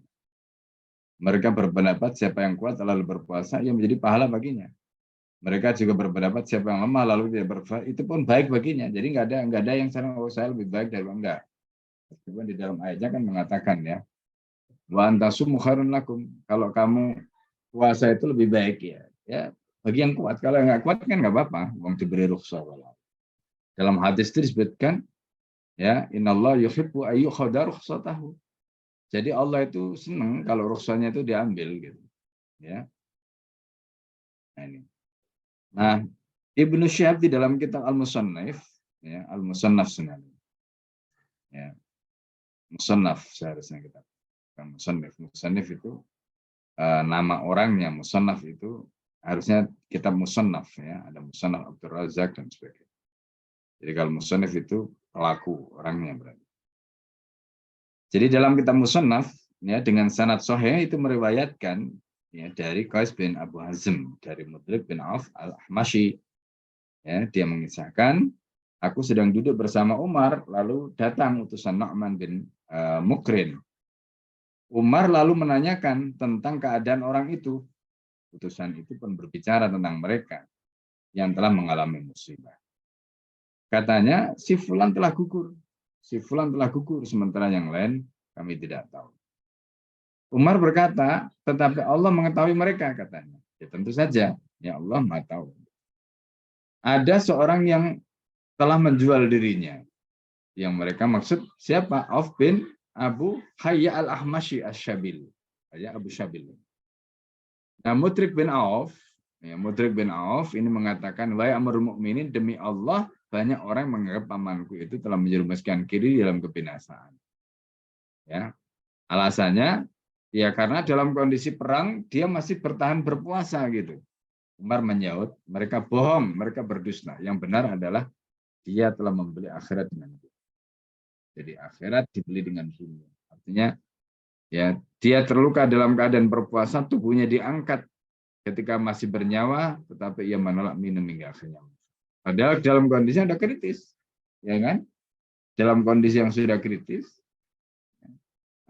dan beliau ketika diangkat masih bernyawa itu mau diberi minum tetap bertahan dengan berpuasa. Nah, jadi ini menunjukkan betapa luar biasanya, ya, para sahabat Rasulullah SAW di dalam menginginkan atau mendambakan kemuliaan akhirat. Jadi makanya bahasanya Umar tadi itu, ya, beliau itu bukan menjerumuskan dirinya dalam kebinasaan, tapi justru sebaliknya. Beliau itu adalah orang yang justru membeli akhirat dengan dunianya, membeli akhirat dengan dirinya, membeli akhirat dengan apapun yang dia punya. Gitu. Ya. Jadi ini pernyataan Umar, ya, ketika ada yang disampaikan oleh Mudrik bin Auf tadi, seolah-olah pamannya itu adalah orang yang menjerumuskan dirinya atau membinasakan dirinya dalam kebinasan. Ya. Jadi dari sini kita ambil pelajaran yang luar biasa, ya, bagaimana sahabat itu ketika mereka melakukan ketaatan itu mereka ingin pol-polan, gitu. Pol-polan itu ya enggak setengah-setengah gitu. Sebenarnya kan mereka bisa berjihad saja. Sementara puasanya bisa mereka batalkan, tapi mereka ingin mendapatkan dua-duanya. Ingin mendapatkan pahala jihadnya, ingin mendapatkan pahala puasanya gitu, Masya Allah. Nah, jadi ini yang tadi Al-Fakir sebut. Jadi mereka itu kalau melakukan ketaatan itu ingin pol-polan. Gitu. Ya, ingin pol-polan. Ingin betul-betul ya gaspol lah bahasanya. Sekarang itu gaspol. Gitu. Ya, sampai mentok kekuatannya maksimal. Nah, itu yang diharapkan oleh mereka. Dan Allah akan memberi imbalan atau balasan sebagaimana masyakoh, kesulitan mereka. Seperti kaidahnya para ulama itu al-ajru biqadri masyakoh. Jadi pahala itu mengikuti kadar kesulitan. Ya, Allah alam bisawab. Baik gitu ya. Silakan kalau ada yang bertanya. Ya, mangga teman-teman sekalian, para pencinta kajian Syirah, ya, terkait dengan khususnya pengharapan pahala terbaik dalam setiap aktivitas kebaikan yang mana dicontohkan para sahabat yang sangat luar biasa, khususnya di sini dibahas terkait dengan tetap mempertahankan pahala pribadi dalam niat berpuasa sunnah atau berpuasa wajib tadi di bulan Ramadan untuk juga mendapatkan pahala jihad ya di saat bersamaan. Yang mungkin juga bisa menjadi bagian yang kita ambil ibrohnya dalam kehidupan dakwah kita sehari-hari, ya, di mana ini juga menjadi pilihan buat kita bagi yang ingin menjalankannya, tetapi juga tadi disampaikan bahwa Allah juga menyukai jika ada kemudahan ya yang diambil jalannya. Jadi itu semuanya baik. Silakan bagi yang ingin bertanya langsung raise hand untuk yang Puan dan akhwatnya boleh dimulai dengan menuliskan di kolom chat. Jika tidak ada, sepertinya memang ini menjadi penutup bahasannya. Untuk kita sekaligus akhirkan dan tutup doa untuk keberkahan kita semua. Enggak, Ustaz. Baik, ya, mari kita tutup kajian kita pada pagi hari ini, ya, dengan harapan dan doa. Semoga Allah menjadikan ilmu kita menjadi ilmu yang bermanfaat dan semoga kita semua diistiqomahkan di tahun baru ini untuk senantiasa berada di jalan ketaatan dan istiqomah. Ya, kita berdoa kepada Allah semoga kita diberikan taufik sehingga jalan hidup kita ini senantiasa mendapatkan panduan, mendapatkan bimbingan ya dari Allah SWT. Kita baca surat Al-Fatihah. Alladzina kuntum salihal Al-Fatihah. Ar-Rahmanir-Rahim Maliki yaumiddin.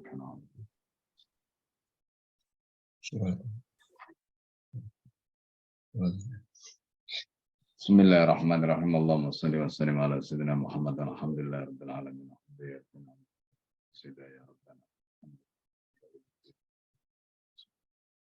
Allahumma inna nas'aluka ridhaka wal jannah wa na'udzubika min sakhatika. Allahumma inna nas'aluka min al-khairi kullihi ajli wa ajli ma'alimna minhu wa ma lam na'lam. Allahumma anfa'na bima 'allamtana ilma. Rabbana hab lana min azwajina wa dhurriyyatina qurrata a'yun waj'alna Mama Rabbana atina fid dunya hasanah wa fil akhirati hasanah wa qina adzabannar. Sallallahu alaihi wasallam Muhammad alhamdulillah. Amin ya rabbal alamin. Alhamdulillah rabbil alamin. Telah selesai kajian kita di pekan ini untuk membahas kitab Hayatus Sahabah yang mana semakin dibahas semakin menarik, insya Allah menjadi keistiqomahan kita untuk melanjutkan terus, ya, terutama di tahun masuk yang baru ini di tahun 2023, untuk terus mengkaji dan menggali hikmah terbaik dari sejarah Rasul dan para sahabat. Mari kita akhiri sama-sama dengan membacakan istighfar 3 kali, hamdalah dan doa kafaratul majelis. Astagfirullahaladzim, astagfirullahaladzim, astagfirullahaladzim. Alhamdulillahirabbil alamin. Subhanaka Allahumma wa bihamdika asyhadu an la ilaha illa anta astaghfiruka wa atubu ilaik.